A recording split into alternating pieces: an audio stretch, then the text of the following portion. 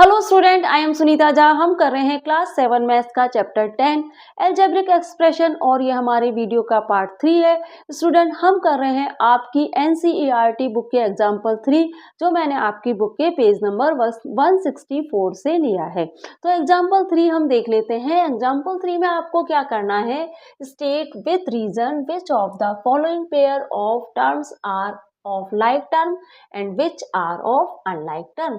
यहाँ पे आपको कहा गया है कि यहाँ पे जो टर्म्स दी गई है 1 to 7 क्वेश्चन है आपके एग्जाम्पल 3 में। तो हर पार्ट में 2 टर्म दी गई हैं। 1 to 7 पार्ट है क्वेश्चन 3 में, हर पार्ट में 2 टर्म दी गई हैं। इन टर्म को देख के आपको बताना है कि ये लाइक टर्म है या अनलाइक टर्म है। लाइक टर्म है तो आप बताइए कि ये लाइक टर्म क्यों है, और अनलाइक टर्म है तो रीजन दीजिए कि वह अनलाइक टर्म क्यों है। ठीक है, क्वेश्चन आपको क्लियर हो गया।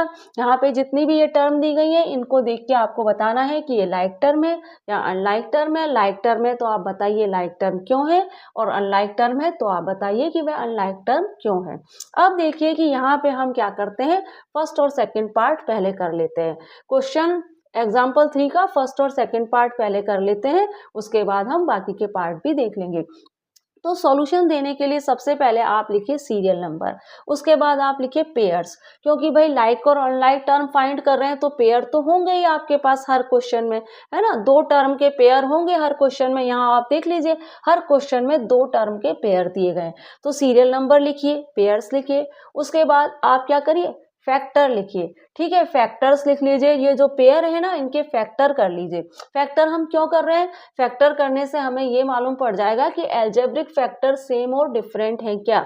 एल्जेब्रिक फैक्टर अगर सेम है तो यह हमारी लाइक टर्म हो जाएगी, और एल्जेब्रिक फैक्टर अगर डिफरेंट है तो ये हमारी अनलाइक टर्म हो जाएगी।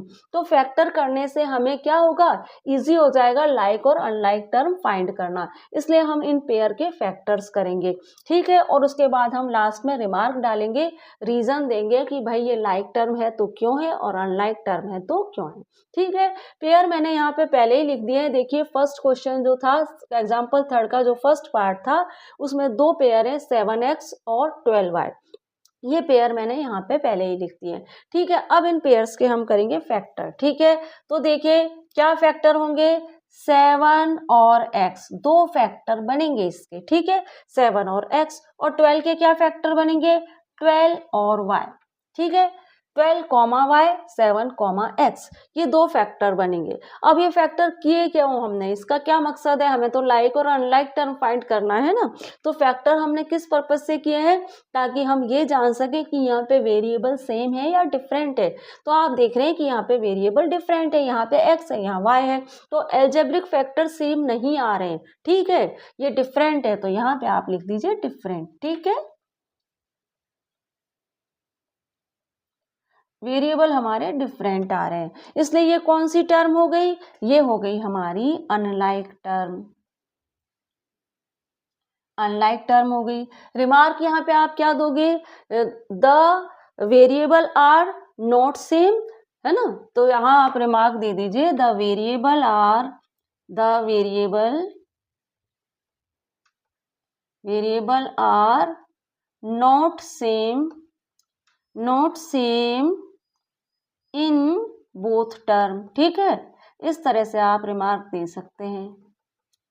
आगे बढ़ें, इसका सेकंड पार्ट देखिए। अब सेकंड पार्ट में 2 पेयर है, एक है 15x और दूसरा है हमारा -21x। अब क्या करते हैं, इनके फैक्टर कर लेते हैं। फैक्टर करने से हमें क्या होगा, सेम और डिफरेंट पता पड़ जाएगा। सेम हो गए है तो लाइक टर्म, और डिफरेंट है तो अनलाइक टर्म। वेरिएबल सेम है या डिफरेंट है ये मालूम करने के लिए हम फैक्टर कर रहे हैं। 15 तो आप ऐसा ही लिख लीजिए, कांस्टेंट से पता नहीं पड़ता है कि सेम है या डिफरेंट है। टर्म सेम या डिफरेंट कैसे पता पड़ता है, वेरिएबल से।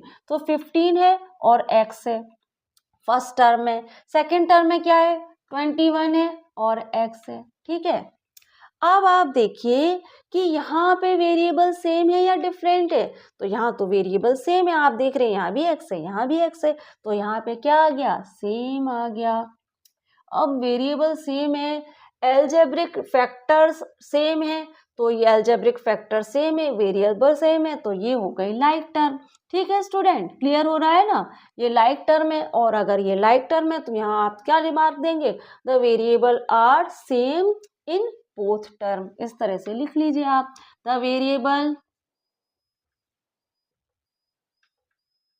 Variable are same in both term. अब स्टूडेंट हमने हमारे एग्जाम्पल 3 का फर्स्ट सेकंड पार्ट कर लिया है, बाकी के पार्ट हम हमारी अगली स्लाइड में देख लेते हैं। एग्जाम्पल 3 का पार्ट 3, 4, 5 देख लेते हैं। पार्ट 3 है -4ab और 7ab, ये दो पेयर हैं, ये दो टर्म हैं, इनके हमें करने हैं फैक्टर। सबसे पहले हम फैक्टर कर लेते हैं, लाइक और अनलाइक टर्म फाइंड करना इजी हो जाएगा। तो -4ab के फैक्टर हो सकता है -4 एंड a b, ठीक है। और 7ab के फैक्टर हो सकते हैं 7 a b, इस तरह से। अब आप देखिए कि यहाँ पे जो वेरिएबल है वह सेम है या डिफरेंट है। तो आप देखिए कि वेरिएबल यहाँ पे सेम है, यहाँ भी a है, यहाँ भी a है, यहाँ b है, यहाँ भी b है, तो वेरिएबल हमारी सेम है। वेरिएबल सेम है तो ये कौन सी टर्म हो गई, लाइक टर्म हो गई। ठीक है, रिमार्क क्या आएगा, variable are same, the variable are same, variable same है इन बोथ टर्म।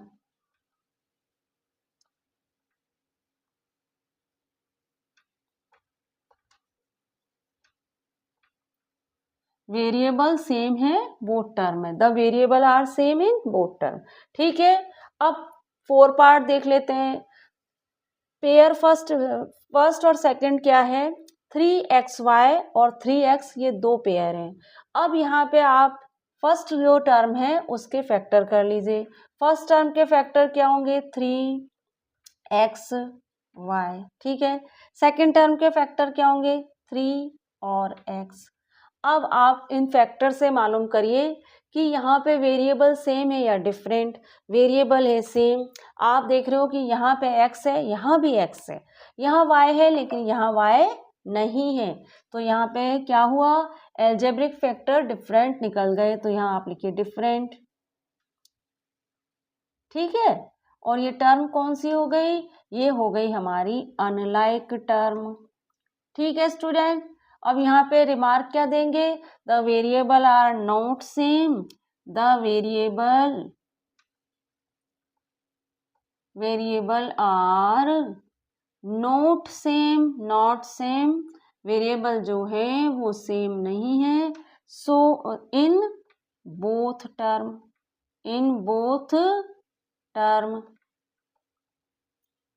ठीक है। अब देखिए 5 पार्ट देख लीजिए। दो पेयर हैं 6xy² और 9x²y। अब फर्स्ट टर्म को देखिए, फर्स्ट टर्म में है 6, x, y² को लिखिए y, y।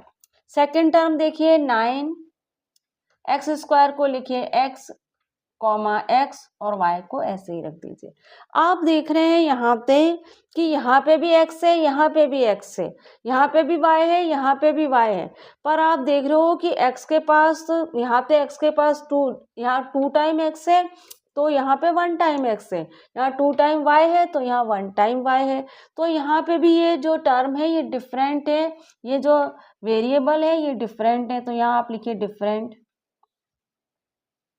ठीक है, वेरिएबल है डिफरेंट, और वेरिएबल डिफरेंट होती है तो वो कहलाती है अनलाइक टर्म। ठीक है स्टूडेंट, अब यहाँ पे रिमार्क क्या देंगे, यहाँ पे आप रिमार्क देंगे the variable are different because power are different, ऐसे भी लिख लीजिए, the variable are different, the variable are different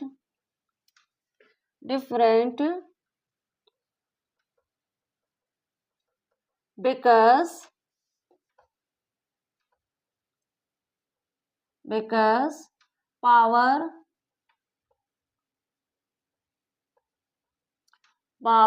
are क्योंकि पावर्स जो है वो डिफरेंट है। इस तरह से हमने यहाँ पे क्या करा स्टूडेंट, 3rd 4th 5 पार्ट कर लिया है। अब क्या करते हैं 6 7 पार्ट बचा है उसको भी कर लेते हैं। पार्ट 6 देख लेते हैं। पार्ट 6 में आपको क्या करना है, दो पेयर है P Q square minus 4 P Q square. तो फर्स्ट टर्म के फैक्टर कर लेते हैं। फर्स्ट टर्म के फैक्टर करेंगे आप P comma Q comma Q. Q को 2 टाइम क्यों लिखा, क्योंकि क्यू के ऊपर पावर 2 है। ठीक है, इसी तरह से सेकेंड टर्म जो है उसके भी फैक्टर कर लेते हैं 4 P Q comma Q. Q को 2 टाइम क्यों लिखा, क्योंकि उसके ऊपर पावर 2 है। अब आप देखिए कि P को तो मैंने यहाँ पे एक टाइम है P, यहाँ भी एक टाइम P है, यहाँ पे Q 2 टाइम है, यहाँ भी Q 2 टाइम है। तो आप देख रहे हैं कि वेरिएबल तो सेम आ रहे, तो वेरिएबल सेम है तो एलजेब्रिक फैक्टर सेम और डिफरेंट क्या होंगे, एलजेब्रिक फैक्टर होंगे सेम। ठीक है, यहाँ पे सेम लिख लीजिए। कौन सी टर्म है ये, लाइक टर्म है, लाइक टर्म है।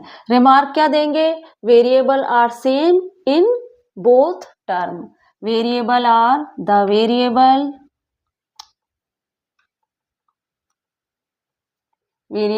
Are same in both term.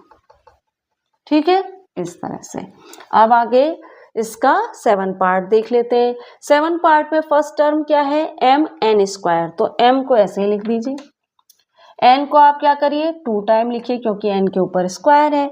अब 10 एम एन है तो 10 लिखिए, कॉमा लिखिए, एम लिखिए और एन लिख दीजिए। अब आप देख रहे हैं कि यहाँ पे आप फैक्टर सेम आ रहे हैं क्या, एम 1 टाइम है, यहाँ भी एम 1 टाइम है, और यहाँ पे एन 2 टाइम है, यहाँ एन 1 टाइम है। तो वेरिएबल सेम नहीं आ रहे हैं, तो यहाँ पे तो ये क्या है, डिफरेंट है। ये दोनों टर्म डिफरेंट है और दोनों वेरिएबल डिफरेंट है, इसलिए ये टर्म भी डिफरेंट है। और टर्म जब डिफरेंट है तो क्या कहलाएगी, ये अनलाइक टर्म कहलाएगी। ठीक है, अनलाइक टर्म हो गई है। अब रिमार्क क्या देंगे, the variable are not same in both term. The variable are